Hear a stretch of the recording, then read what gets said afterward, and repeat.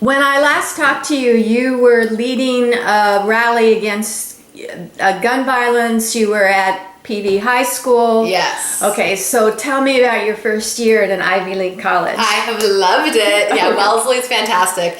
It's a women's college, so that's really great. I have decided that I'm going to major in religion, which was kind of like a departure from I went and doing poli-sci. And I might do poli-sci still, but I'm definitely going to do religion because I found this amazing professor and we really clicked and it's just been awesome.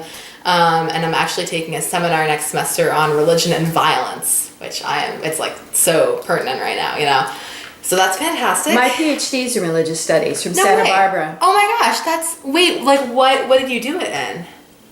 What did I specialize Yeah. in? My dissertation was on the religious ideas of Harriet Beecher Stowe. Oh so my I did gosh. American theology. That's crazy. Oh my gosh, that's so cool. Okay, so love it. Yeah, so I'm like really interested on all that kind of stuff right now. So I've been doing a lot of that. And I've taken up dancing this year. But yeah, I mean, the academics are incredible. The students are amazing. I love them. I have a ton of friends and everybody's super brilliant and it's just great. What are you doing politically?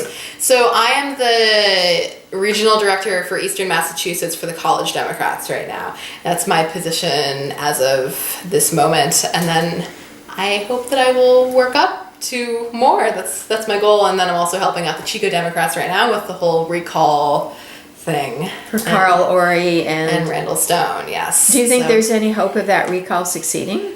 I hope that it does not succeed. I hope that we can manage to keep them in office. I mean, it's the Sean Morganites' kind of last-ditch attempt to retain a majority on the Chico City Council. They know they're not going to be able to do it next year when all the Democrats are coming out for 2020. So this November is like their last chance to kind of sweep some Republicans in and have another majority. But it's just so punitive and it's against affordable housing, right? And they're attacking Carl Orey, who's done nothing but help this community for his whole life. So it's just like, it's a witch hunt in the true sense of the word, right? Right. Yeah. What do you find about organizing in the East Coast as compared to in California? Is it a different style? It's a different style in Boston because there's so many colleges. So it's not like I'm going door to door in like a suburban area and talking to voters, and it's much more like organizing on college campuses, and we're doing a lot of organizing, doing canvassing trips up to New Hampshire. That's the big thing from college. So you have to get the buses, you have to get the food, you have to get the students to sign up, you have to do it at a good day, and then you have to go up there and figure all the logistics out from there. And so there's less actual like on the ground work that's happening in Massachusetts and more like you're getting bussed up to New Hampshire. Although there's still a lot in Massachusetts too. They were having the governor race last year and I was helping with that and stuff like that. So there's a lot. Cassandra Vettian, who's the president of an organization called ION, said the big mistake progressives make is giving data, sad stories, facts, and she said people can only handle maybe 10% information and the other needs to be how do we make change, what's the vision for change, the story, the personal story.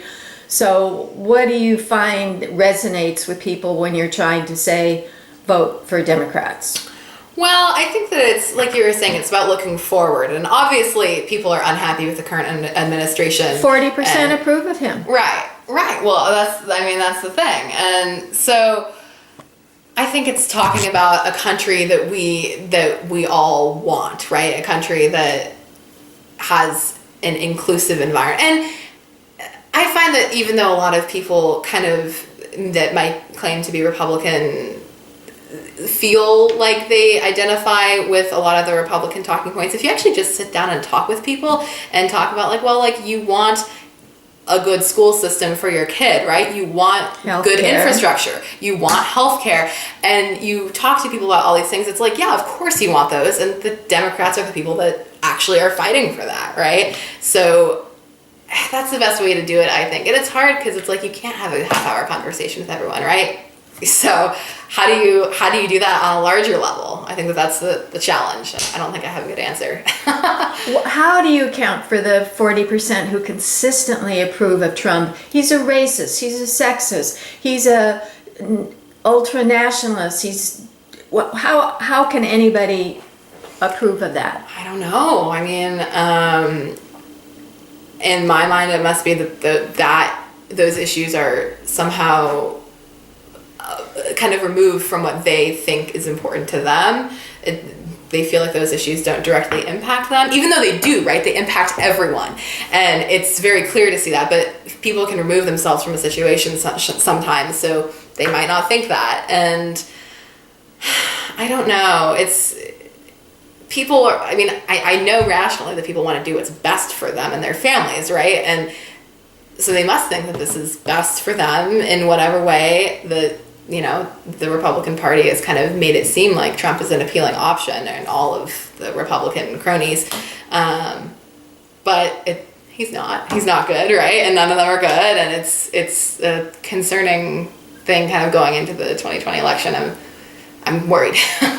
Yeah, Michael Moore said something really interesting on MSNBC tonight. He said the Democrats are thinking that we have to appeal to the white working class, but he said that's an old actually. Yeah, right. He said now the working class is women, people of color, and young people. It's not these steel workers or automakers anymore. So that's who you have to. Do you agree with his analysis?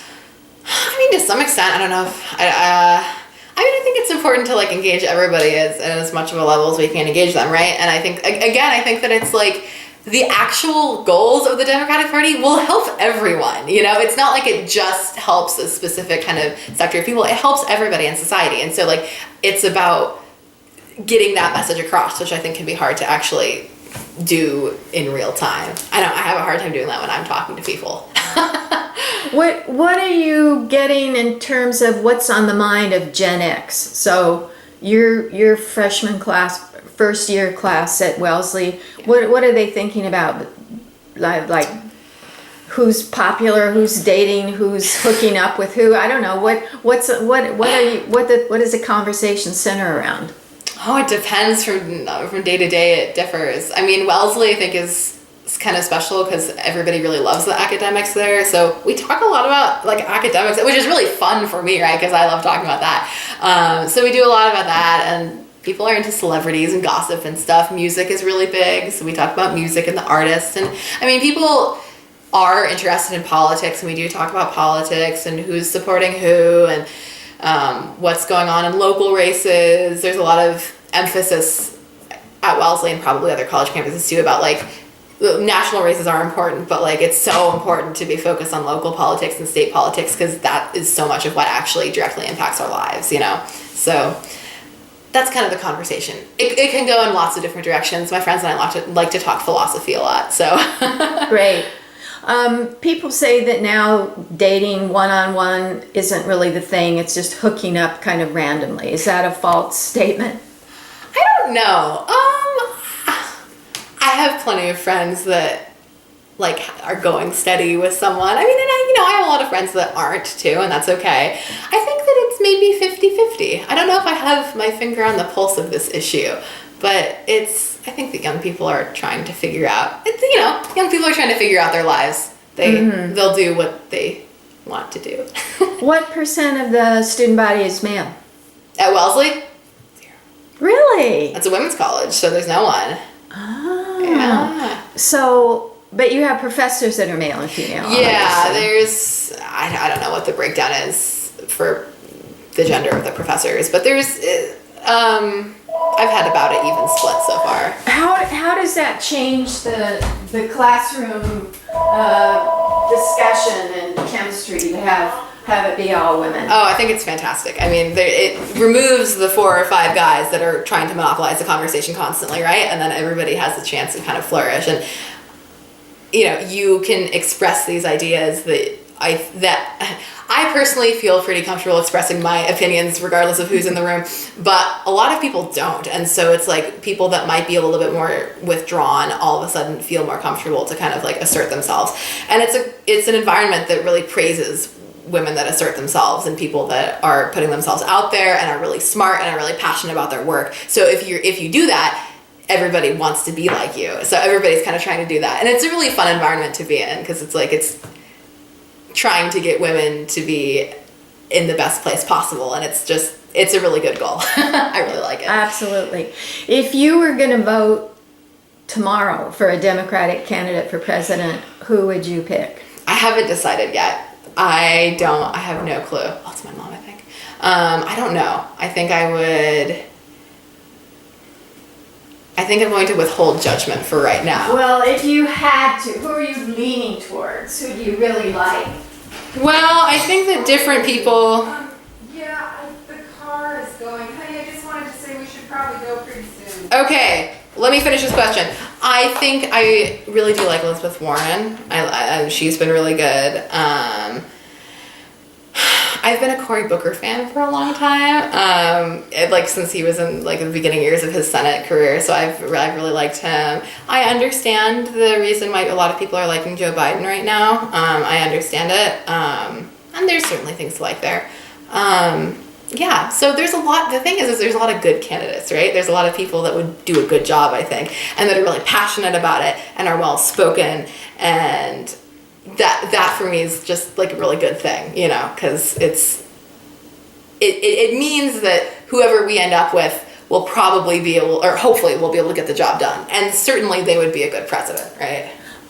Last question. Is the Sunrise Movement active on campus, the climate change? Yeah, they're not super active on the Wellsley campus, but they are. One of my really good friends actually was one of the founders of Sunrise, and so Who's I've been that? kind of Jeremy Ornstein. Ah. He and I worked together in high school Dems, and so we're friends with each other. And he's at Harvard, and I know that they have a really active chapter there, and they're pretty active in the Boston area in general. But I've been talking to Stephen here this summer and stuff, and so I've been kind of tangentially Networking. Yeah, networking. That's a good way. I haven't actually been super involved, but I know who they are. I interviewed Jeremy when they were there in Chico. Awesome. Yeah, so great. He's on the website.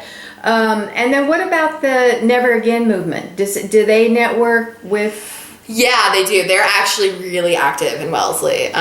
David Hogg, who's one of the March for Lives people, he's at Harvard too. And so they've been, again, in the Boston area. All these movements are so vibrant in the Boston area. And that's what's so much fun is that you can choose, okay, I want to do Sunrise. I want to do Never Again. I want to do some women's issues. I want to do, anything, right? Anything that you want to kind of target, you can get it. So it's a really great community. I've really enjoyed. I've gone to meetings for that and stuff, and helped organize. And there's rallies, there's canvassing, there's phone banks. There's always something to do, and so that's been really fun for me. Absolutely. Yeah. Thank you.